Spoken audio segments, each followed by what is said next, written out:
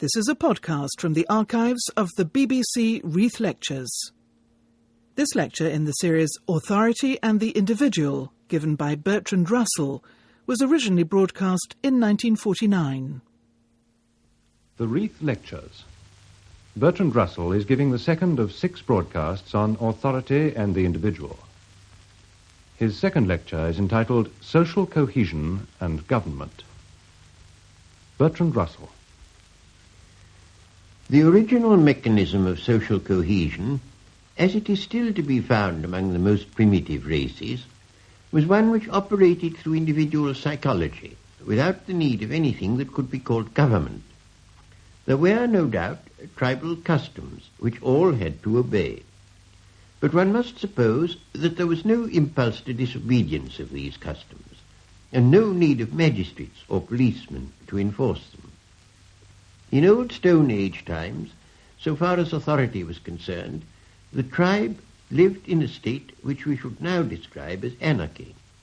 But it differed from what anarchy would be in a modern community, owing to the fact that social impulses sufficiently controlled the acts of individuals. Men of the new Stone Age were already quite different. They had government, authorities capable of exacting obedience, and large-scale enforced cooperation. This is evident from their works. The primitive type of small tribe cohesion could not have produced Stonehenge, still less the pyramids. The enlargement of the social unit must have been mainly the result of war. If 2 tribes had a war of extermination, the victorious tribe, by the acquisition of new territory, would be able to increase its numbers. There would also in war be an obvious advantage in an alliance of 2 or more tribes. If the danger producing the alliance persisted, the alliance would in time become an amalgamation. When a unit became too large for all its members to know each other, there would come to be a need of some mechanism for arriving at collective decisions, and this mechanism would inevitably develop by stages into something that a modern man could recognize as government. As soon as there is government, some men have more power than others, and the power that they have depends, broadly speaking, upon the size of the unit that they govern. Love of power will therefore cause the governors to desire conquest. This motive is very much reinforced when the vanquished are made into slaves instead of being exterminated. In this way, at a very early stage, communities arose in which, although primitive impulses towards social cooperation still existed, they were immensely reinforced by the power of the government to punish those who disobeyed it. In the earliest fully historical community, that of ancient Egypt, we find a king whose powers over a large territory were absolute, except for some limitation by the priesthood. And we find a large servile population whom the king could, at his will, employ upon state enterprises, such as the pyramids. In such a community, only a minority at the top of the social scale, the king, the aristocracy, and the priests, needed any psychological mechanism towards social cohesion. All the rest merely obeyed. No doubt large parts of the population were unhappy. One can get a picture of their condition from the first chapters of Exodus. But as a rule, so long as external enemies were not to be feared, this condition of widespread suffering did not prevent the prosperity of the state, and left unimpaired the enjoyment of life by the holders of power. This state of affairs must have existed for long ages throughout what we now call the Middle East. It depended for its stability upon religion and the divinity of the king. Disobedience was impiety, and rebellion was liable to call down the anger of the gods. So long as the upper social layers genuinely believed this, the rest could be merely disciplined, as we now discipline domestic animals. It is a curious fact that military conquest very often produced in the conquered a genuine loyalty towards their masters. This happened in time with most of the Roman conquests. In the 5th century, when Rome could no longer compel obedience, Gaul remained completely loyal to the empire.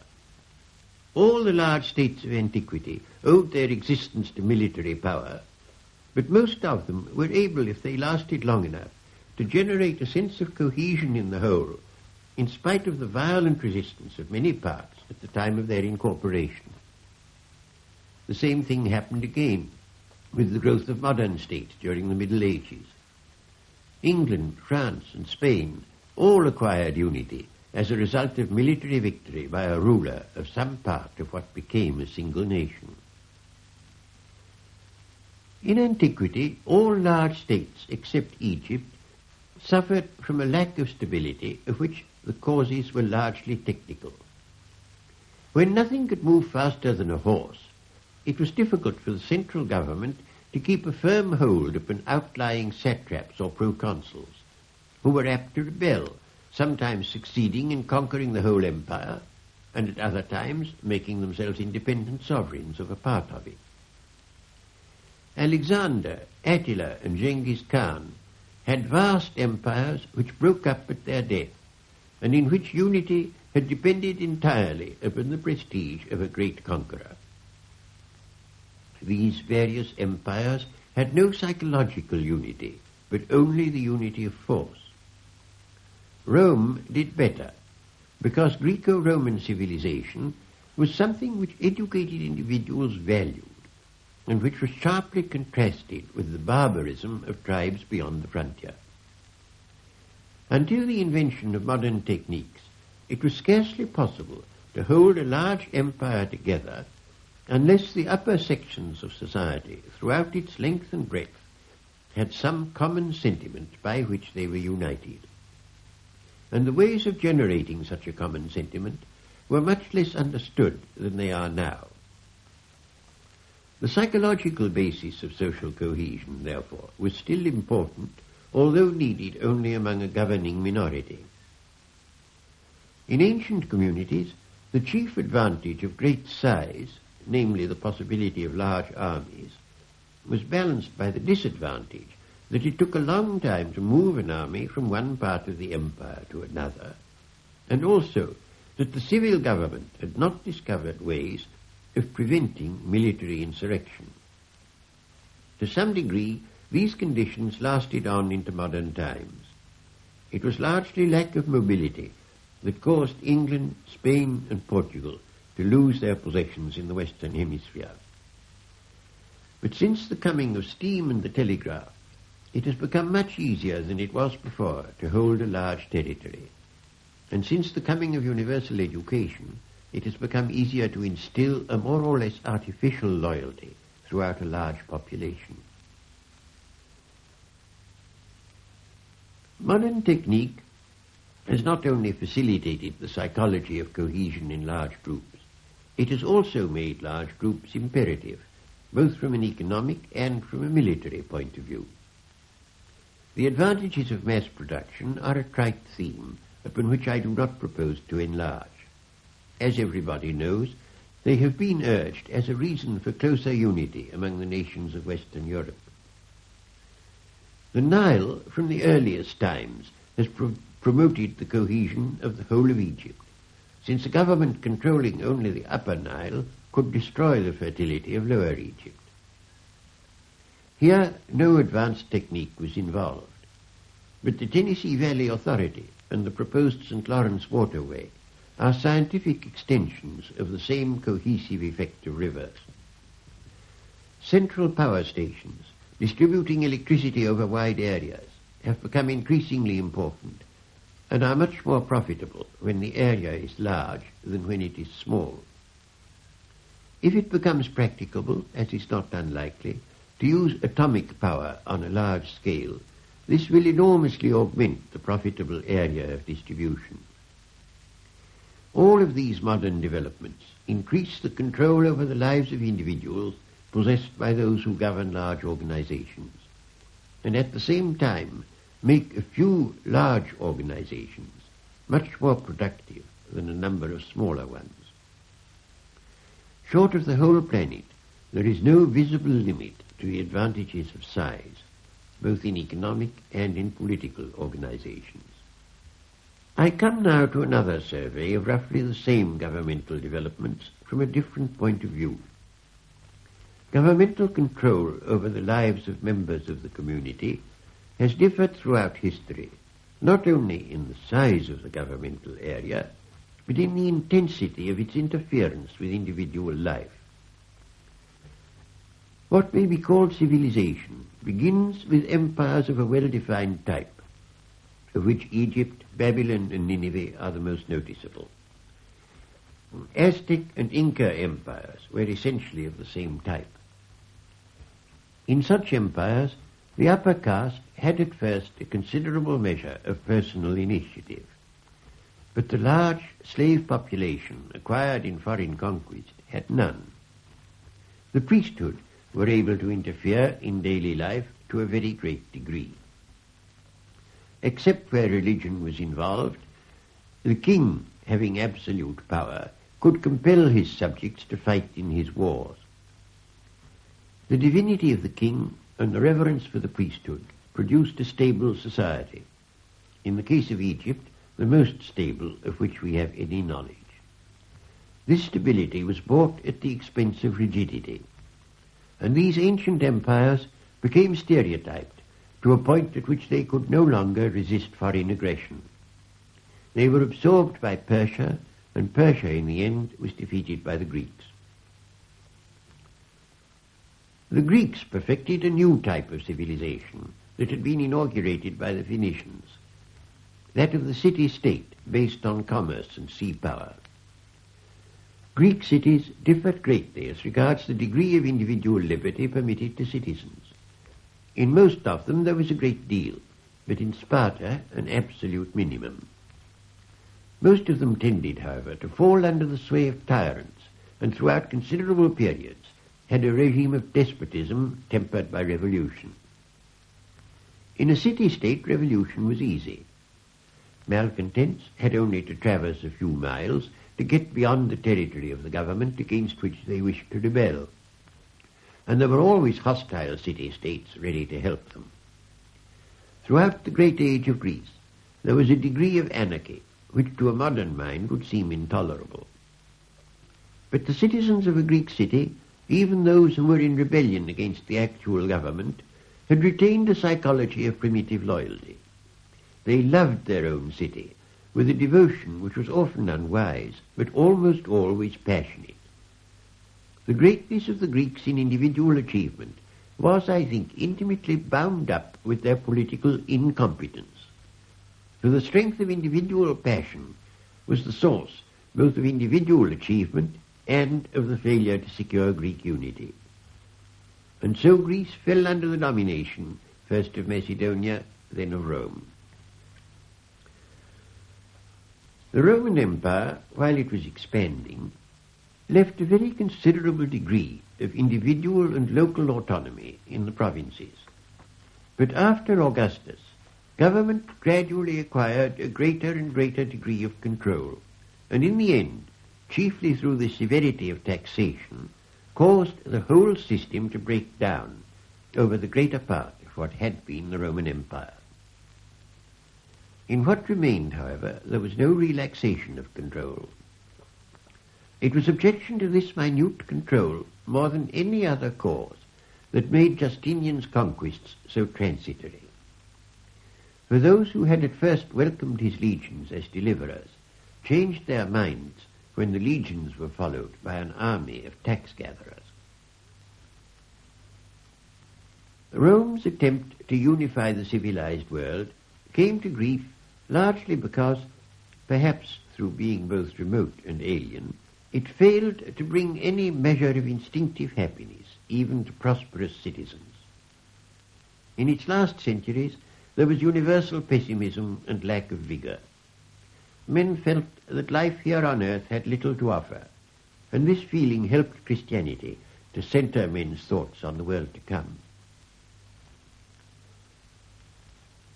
With the eclipse of Rome, the West underwent a very complete transformation. Commerce almost ceased. The great Roman roads fell into disrepair. Petty kings constantly went to war with each other and governed small territories as best they could, while they had to meet the anarchy of a turbulent Teutonic aristocracy and the sullen dislike of the old Romanized population. Slavery on a large scale almost disappeared throughout Western Christendom, but was replaced by serfdom. In place of the vast fleets that brought grain from Africa to Rome, small communities, with few and rare external contacts, lived as best they could on the produce of their own land. Life was hard and rough, but it had no longer the quality of listlessness and hopelessness that it had had in the last days of Rome. Throughout the Dark Ages and the Middle Ages, lawlessness was rampant, with the result that all thoughtful men worshipped law. Gradually, the vigour which lawlessness had permitted restored a measure of order and enabled a series of great men to build up a new civilization. From the 15th century to the present time, the power of the state as against the individual has been continually increasing, at first mainly as a result of the invention of gunpowder. Just as in the earlier days of anarchy, the most thoughtful men worshipped law, so during the period of increasing state power, there was a growing tendency to worship liberty. The 18th and 19th centuries had a remarkable degree of success in increasing state power to what was necessary for the preservation of order, and leaving, in spite of it, a great measure of freedom to those citizens who did not belong to the lowest social grades. The impulse towards liberty, however, seems now to have lost much of its force among reformers. It has been replaced by the love of equality, which has been largely stimulated by the rise to influence, affluence and power of new industrial magnates without any traditional claim to superiority. And the exigencies of total war have persuaded almost everybody that a much tighter social system is necessary than that which contented our grandfathers. There is over a large part of the earth's surface something not unlike a reversion to the ancient Egyptian system of divine kingship, controlled by a new priestly caste. Although this tendency has not gone so far in the West as it has in the East, it has nevertheless gone to lengths which would have astonished the 18th and 19th centuries, both in England and in America. Individual initiative is hemmed in either by the state or by powerful corporations, and there is a great danger lest this should produce, as in ancient Rome, a kind of listlessness and fatalism that is disastrous to vigorous life. I am constantly receiving letters saying, "I see that the world is in a bad state, but what can one humble person do? Life and property are at the mercy of a few individuals who have the decision as to peace or war. Economic activities on any large scale are determined by those who govern either the state or the large corporations. Even where there is nominally democracy, the part which one citizen can obtain in controlling policy is usually infinitesimal. Is it not perhaps better in such circumstances to forget public affairs and get as much enjoyment by the way as the times permit?" Such letters I find very difficult to answer, and I am sure that the state of mind which leads to their being written is very inimical to a healthy social life. As a result of mere size, government becomes increasingly remote from the governed, and tends, even in a democracy, to have an independent life of its own. I do not profess to know how to cure this evil completely, but I think it is important to recognize its existence and to search for ways of diminishing its magnitude. The instinctive mechanism of social cohesion, namely loyalty to a small tribe, whose members are all known to each other, is something very remote indeed from the kind of loyalty to a large state which has replaced it in the modern world. And even what remains of the more primitive kind of loyalty is likely to disappear in the new organization of the world that present dangers call for. An Englishman or a Scotsman can feel an instinctive loyalty to Britain. He may know what Shakespeare has to say about it. He knows that it is an island with boundaries that are wholly natural. He is aware of English history, insofar at least as it is glorious. And he knows that people on the continent speak foreign languages. But if loyalty to Britain is to be replaced by loyalty to Western Union, there will be need of a consciousness of Western culture as something with a unity transcending national boundaries. For apart from this, there is only one psychological motive which is adequate for the purpose, and that is the motive of fear of external enemies. But fear is a negative motive, and one which ceases to be operative in the moment of victory. When it is compared with the love of a Greek for his native city, it is obvious how very much smaller is the hold which fear has on the instincts and passions of ordinary men and women. Government, from the earliest times at which it has existed, has had two functions, one negative and one positive. Its negative function has been to prevent violence, to protect life and property, to enact criminal law and secure its enforcement. But in addition to this, it has had a positive purpose, namely to facilitate the realization of desires deemed to be common to the great majority of citizens. The positive functions of government at most times have been mainly confined to war. If an enemy could be conquered and his territory acquired, everybody in the victorious nation profited in a greater or less degree. But now the positive functions of government are enormously enlarged.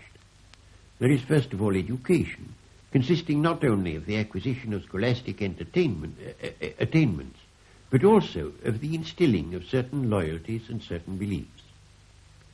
There are those which the state considers desirable, and in a lesser degree, in some cases, those demanded by some religious body. Then there are vast industrial enterprises, even in the United States, which attempts to limit the economic activities of the state to the utmost possible degree. Governmental control over such enterprises is rapidly increasing. And as regards industrial enterprises, there is little difference from the psychological point of view between those conducted by the state and those conducted by large private corporations. In either case, there is a government which, in fact, if not in intention, is remote from those whom it controls. It is only the members of the government, whether of a state or of a large corporation, who can retain the sense of individual initiative. And there is inevitably a tendency for governments to regard those who work for them more or less as they regard their machines, that is to say, merely as necessary means. The desirability of smooth cooperation constantly tends to increase the size of units, and therefore to diminish the number of those who still possess the power of initiative. Worst of all, from our present point of view, is a system which exists over wide fields in Britain, where those who have nominal initiative are perpetually controlled by a civil service which has only a veto and no duty of inauguration, and thus acquires a negative psychology perpetually prone to prohibitions. Under such a system, the energetic are reduced to despair. Those who might have become energetic in a more hopeful environment tend to be listless and frivolous, and it is not likely that the positive functions of the state will be performed with vigour and competence. It is probable that economic entomology could bring in enormously greater profits than it does at present, but this would require the sanctioning of the salaries of a considerable number of entomologists, and at present the government is of opinion that a policy so enterprising as employing entomologists should only be applied with timidity. This, needless to say, is the opinion of men who have acquired the habit that one sees in unwise parents, of always saying, "Don't do that," without stopping to consider whether that does any harm. Such evils are very hard to avoid where there is remote control, and there is likely to be much remote control in any organization which is very large. I shall consider in a later lecture what can be done to mitigate these evils without losing the indubitable advantages of large-scale organization. It may be that the present tendencies towards centralization are too strong to be resisted until they have led to disaster, and that, as happened in the 5th century, the whole system must break down, with all the inevitable results of anarchy and poverty, before human beings can again acquire that degree of personal freedom without which life loses its savour. I hope that this is not the case, but it certainly will be the case unless the danger is realized and unless vigorous measures are taken to combat it. In this brief sketch of the changes in regard to social cohesion that have occurred in historical times, we may observe a twofold movement. On the one hand, there is a periodic development from a loose and primitive type of organization to a gradually more orderly government, embracing a wider area and regulating a greater part in the lives of individuals. At a certain point in this development, when there has recently been a great increase in wealth and security, but the vigor and enterprise of wilder ages has not yet decayed, there are apt to be great achievements in the way of advancing civilization. But when the new civilization becomes stereotyped, when government has had time to consolidate its power, when custom, tradition, and law have established rules sufficiently minute to choke enterprise, the society concerned enters upon a stagnant phase. Men praise the exploits of their ancestors, but can no longer equal them. Art becomes conventional, and science is stifled by respect for authority. This type of development, followed by ossification, is to be found in China and India, in Mesopotamia and Egypt, and in the Greco-Roman world. The end comes usually through foreign conquest. There are old maxims for fighting old enemies, but when an enemy of a new type arises, the elderly community has not the adaptability to adopt the new maxims that can alone bring safety. If, as often happens, the conquerors are less civilized than the conquered, they have probably not the skill for the government of a large empire or for the preservation of commerce over a wide area. The result is a diminution of population, of the size of governmental units, and of the intensity of governmental control. Gradually, in the more or less anarchic conditions, vigor returns and a new cycle begins. But in addition to this periodic movement, there is another. At the apex of each cycle, the area governed by one state is larger than at any former time, and the degree of control exercised by authority over the individual is more intense than in any previous culmination. The Roman Empire was larger than the Babylonian and Egyptian empires, and the empires of the present day are larger than that of Rome. There has never in past history been any large state that controlled its citizens as completely as they are controlled in the Soviet Republic or even in modern England. Since the earth is of finite size, this tendency, if unchecked, must end in the creation of a single world state. But as there will then be no external enemy to promote cohesion through fear, the old psychological mechanisms will no longer be available. There will be no scope for patriotism in the affairs of world government. The driving force will have to be found in self-interest and benevolence without the potent incentives of hate and fear. Can such a society persist? And if it persists, can it be capable of progress? These are difficult questions. Some considerations that must be borne in mind if they are to be answered will be brought forward in a subsequent lecture. Bertrand Russell has been speaking on social cohesion and government. The second of the BBC's Reith lectures on authority and the individual. You've been listening to a podcast from the archives of the BBC Reith Lectures. For more podcasts, please visit bbc.co.uk/Radio4.